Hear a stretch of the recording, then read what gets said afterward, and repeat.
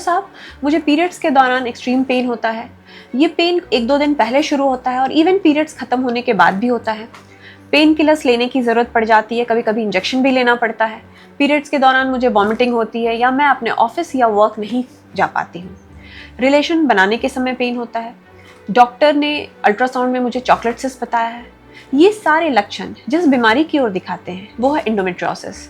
इंडोमेट्रियोसिस reproductive age यानी कि young महिलाएं जो मेनार्की 12 से 13 साल जब आपका पीरियड स्टार्ट होता है से लेकर मेनोपॉज जब आपका पीरियड खत्म होता है यानी कि 45 या 50, इस एज ग्रुप की महिलाओं सफ़र करती हैं इंडोमेट्रियोसिस से।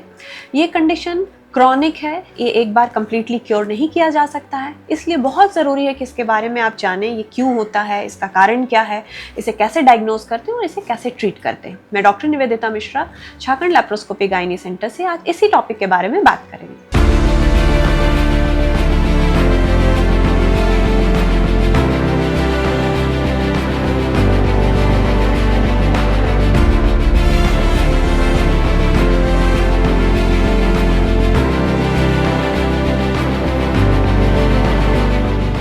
इंडोमेट्रियोसिस पहली बात है होता क्या है। इंडोमेट्रियोसिस शब्द आता है इंडोमेट्रियम से।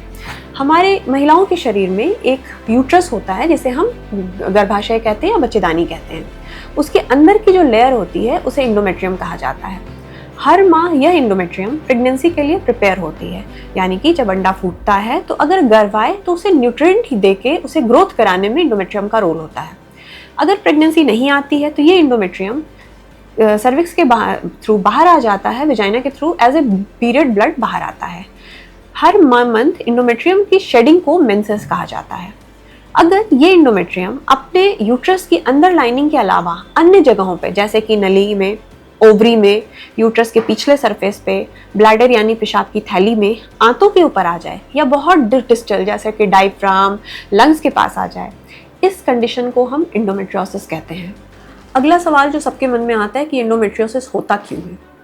इंडोमेट्रियोसिस होने का कारण होता है बॉडी में इंक्रीज्ड ईस्ट्रोजन लेवल, कुछ जेनेटिक फैक्टर्स। अगर मदर को इंडोमेट्रियोसिस है तो बच्चे में इंडोमेट्रियोसिस होने की संभावना अधिक होती है। हार्मोन डिस्ट्रप्टर्स जो इन्वायरमेंटल टॉक्सिन्स के फॉर्म में होते हैं जैसे प्लास्टिक्स, बिस्फेनॉल्स, जो हमारे बॉडी में हार्मोन रेगुलेशन, ईस्ट्रोजन और प्रोजेस्टेरोन के बैलेंस को डिस्टर्ब कर देते हैं और ईस्ट्रोजन की मात्रा को बढ़ा देते हैं। इसके अलावा आता है एक थ्योरी, एक हाइपोथेसिस है जिसमें कहा जाता है कि जो पीरियड का ब्लड बाहर की तरफ ना जाके ट्यूब्स के द्वारा अंदर की तरफ गिरे, जिसे रिट्रोग्रेड मेंस्ट्रुएशन कहते हैं, ये भी एक कारण है इंडोमेट्रियोसिस होने की। इंडोमेट्रियोसिस को कैसे डायग्नोज करें। इंडोमेट्रियोसिस की डायग्नोसिस जितनी अर्ली हो उतना बेटर है, क्योंकि ये क्रॉनिक कंडीशन है, ये कम्प्लीटली क्योर नहीं हो सकता है और जितने अर्ली स्टेज में डायग्नोज हो सकता है उतनी ही अच्छे तरह से हम इसे कंट्रोल कर सकते हैं, आपकी फर्टिलिटी को बचा सकते हैं और आगे फ्यूचर प्रेगनेंसी के चांसेस बढ़ा सकते हैं। इसे डायग्नोज करने के लिए जो सबसे पहला पार्ट आता है वो है पेल्विक एग्जामिनेशन। पेल्विक एग्जामिनेशन जो डॉक्टर आपको फिजिकली देखते हैं वो उसे कहते हैं। अगर इसके दौरान एक्सट्रीम टेंडरनेस हो, कोई गठान या नोड्यूल फील हो तो ये भी डायग्नोज इंडोमेट्रियोसिस की तरफ करता है।